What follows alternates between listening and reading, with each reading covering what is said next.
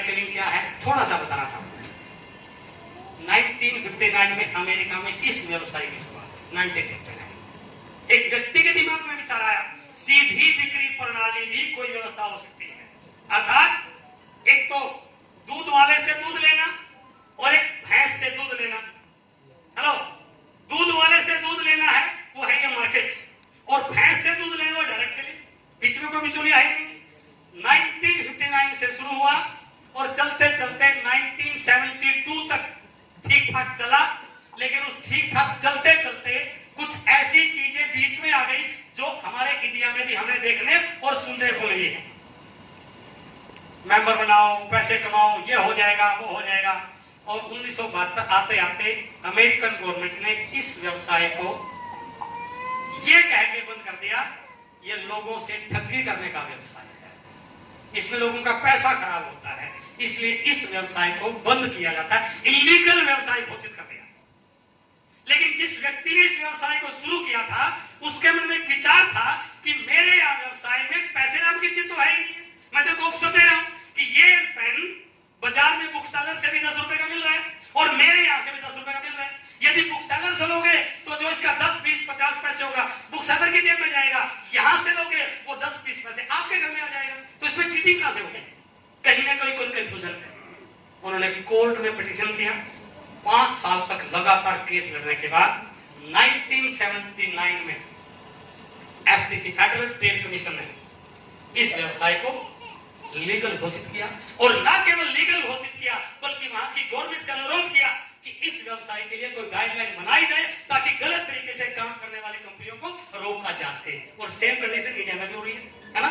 कोई आ जाता थैला लेके 5,000 दे दे, 50,000 दे दे, 2 लाख दे दे, पता नहीं क्या क्या चल रहा है। वो व्यवसाय नहीं है सर, मैं बात कर रहा हूँ डायरेक्ट सेलिंग।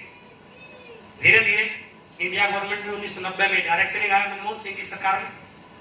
चलते चलते यहां भी ये माहौल चला, बहुत सारे लोग उस चीजों का शिकार बने होंगे। इंडिया गवर्नमेंट ने 2016 में डायरेक्ट सेलिंग के लिए गाइडलाइन बनाई, और आज मुझे इस बात को कहते हुए फक्र हो रहा है।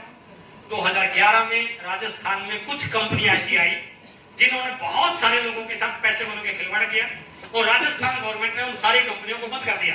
और उन सारी कंपनियों को जब बंद किया गया तो उसमें आरसीएम भी राजस्थान से थी, तो आरसीएम को भी बंद कर दिया गया। और क्या लगा दिया? Money circulation chit fund act. जबकि हमारे व्यवसाय में मनी सर्कुलेशन तो है ही नहीं है। कोई नमक बाजार से ले लो, आरसीएम से ले लो, चाहे बाजार से ले लो, आरसीएम से ले लो।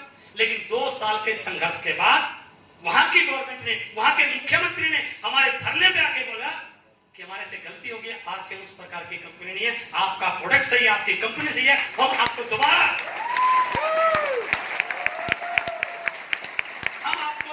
इस बिजनेस को चालू करने की अनुमति देते हैं। हमने कहा नहीं। मैं उस धरने में पूरे 6 महीने जयपुर में रहा। एक रिस्पॉन्सिबल पोस्ट मुझे दी गई। हमने सरकार से कहा कि हम ऐसे चालू नहीं करेंगे, अब हमें गाइडलाइन चाहिए।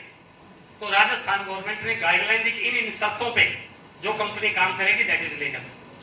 आरसीएम शुरू हो गया, लेकिन अब मन में पीड़ा थी, कल को यूपी वाला बंद कर देगा, परसों को बिहार वाला बंद कर देगा। इसका सोल्यूशन क्या है? सेंट्रल गवर्नमेंट से गाइडलाइन मिलनी चाहिए। और आज 2016 में जो गाइडलाइन मिली, इसमें सबसे बड़ा रोल है तो केवल आरसीएम से। और 28 दिसंबर 2016 को 2020 में कंज्यूमर प्रोटेक्शन बिल आया, और 2021 में 28 दिसंबर को इंडिया गवर्नमेंट ने डायरेक्ट सेलिंग के लिए रूलिंग बना दिया। आने वाले अभी बहुत सारे अमेंडमेंट होंगे, आने वाले 2-3 साल के बाद ये इंडस्ट्री बिल्कुल साफ सुथरी हो जाएगी। और जो तरह तरह के गलत खबर आपको मिलती है ना, इस प्रकार के लोगों के 2 ही ऑप्शन होंगे, या तो उसको मार्केट से भागना पड़ेगा या उसको अपना प्लान इंडिया गवर्नमेंट के अकॉर्डिंग चेंज करना पड़ेगा। बट हम ये बात बोल सकते हैं, आज पूरे इंडिया में जितनी भी डायरेक्ट सेलिंग के नाम पे कंपनियां काम कर रही हैं, उसमें 100% रूलिंग को लेकर जो सही काम कर रही है, उसमें आरसीएम नंबर 1 है। इसका मतलब ये हुआ अब ये व्यवसाय कैरियर अपॉर्चुनिटी बन सकता है। और ये व्यवसाय आज वर्ल्ड के 100 से ज्यादा देशों में लीगली और एथिकली काम कर रहा है। आज आपको किसी ऐसी जगह नहीं बुलाया कि जहां पर कोई दुकान छोटी चीज में चल रही है। यह व्यवसाय 100 से ज्यादा देशों में चल रहा है। उस प्रकार के डायरेक्ट सेलिंग इंडस्ट्री की बिजनेस अपॉर्चुनिटी मीटिंग में आज आपको बुलाया गया है। इन 100 से ज्यादा देशों में आज जो इस इंडस्ट्री का टर्नओवर है, उसकी थोड़ी सी झलक दिखा रहा हूं मैं। यदि ऊपर से बात करें तो 11-12 कंट्रीज की पिछला एफडीएसए का डाटा है। आज पूरे वर्ल्ड का डायरेक्ट सेलिंग का जो टोटल टर्नओवर है लगभग 14 लाख करोड़ का हो चुका है, जिसमें सबसे पहला है अमेरिका का 40,000 मिलियन डॉलर। इंडियन करेंसी में करें लगभग 3 लाख करोड़ की मार्केट अमेरिका में आज डायरेक्ट सेलिंग की हो चुकी है। और डायरेक्ट अभी मैं प्लान पे थोड़ा सा बात करूंगा। जब 3 लाख करोड़ का व्यवसाय हो रहा है और इसका सारा प्रॉफिट किसमें मिलता है सर? ग्राहकों में। और वहां पर लोगों की इनकम 1-1 करोड़, 2-2 करोड़, 5-5 करोड़, 10-10 करोड़, और ऐसे बहुत सारे केस हैं जिन्होंने इस डायरेक्ट सेलिंग से अपने प्राइवेट जेट एयरक्राफ्ट तक खरीद रखे। इस प्रकार की इनकम इस बिजनेस से आने की संभावना बनती है। उसके बाद चाइना, जर्मनी, कोरिया, और ये मेरा देश भारत महान। पॉपुलेशन में हम second largest, but direct selling के टर्नओवर में अभी कहीं भी स्थान नहीं है। क्यों? क्योंकि इंडिया गवर्नमेंट का पहले इस इंडस्ट्री पर फोकस। अभी लेटेस्ट जो डाटा आ रहे हैं वो डाटा ये बता रहे हैं कि अब इंडिया गवर्नमेंट इस इंडस्ट्री को पूरा प्रमोट कर रही है। स्कूल्स में, यूनिवर्सिटीज में पहली बार सुलूनी यूनिवर्सिटी हिमाचल में post graduate diploma in direct selling शुरू किया गया। लोगों को पता नहीं था, उसमें कुछ बच्चों ने पार्टिसिपेट किया और हमारे लिए प्राउड की बात है उन 28 बच्चों ने जो post graduate diploma direct selling शुरू किया, उनमें से 16 बच्चे इंटर्नशिप हासिल के साथ कर रहे थे।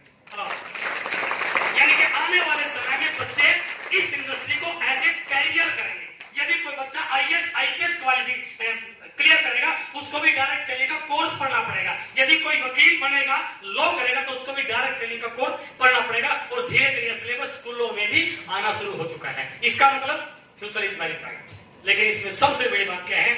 यदि हम पिछले 3 साल का CAGR देखें, उसमें इंडिया नंबर 1 पर जा चुका है।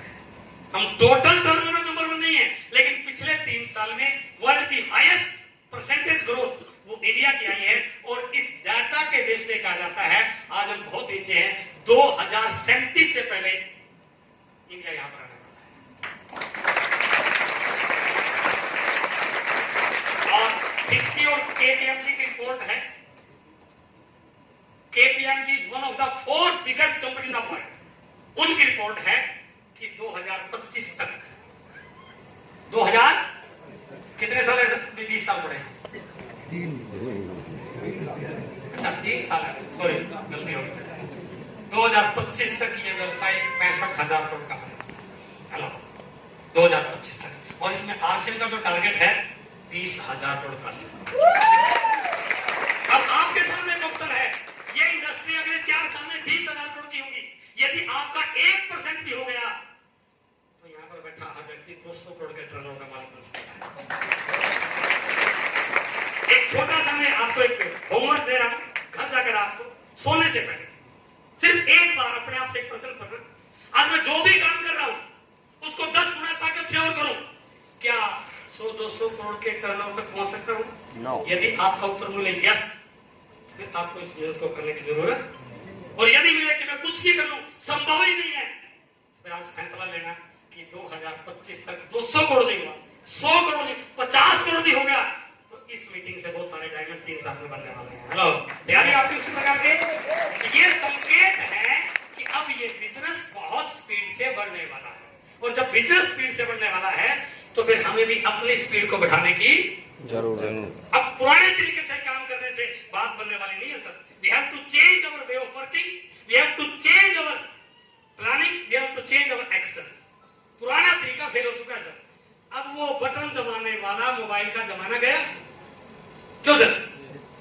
अब उसमें जी रहे हाँ, पहले जब जरूरत थी एस दबाना होता, किसी को मैंने एस देखना होता तो एस सीधा थोड़ी करता था, बटन को 4 बार दबाते थे, क्योंकि पहला दबाएंगे तो टी दबेगा, दूसरा दबाएंगे तो क्यू दबेगा, तीसरा दबाएंगे तो आर दबेगा, चौथा दबाएंगे कोई प्रेस दबेगा। लेकिन अब जमाना नहीं, अब किसका है? स्मार्टफोन का जमाना आ चुका है। हेलो, इसी प्रकार आरसीएम में भी अब बहुत सारी चीजें चेंज हो चुकी है। आज मैं उसी में बातचीत करूंगा हमें क्या क्या करना है। लेकिन जिन लोगों के समझ में आ गया ना, उन्होंने इस बिजनेस से बहुत सारा पैसा किया।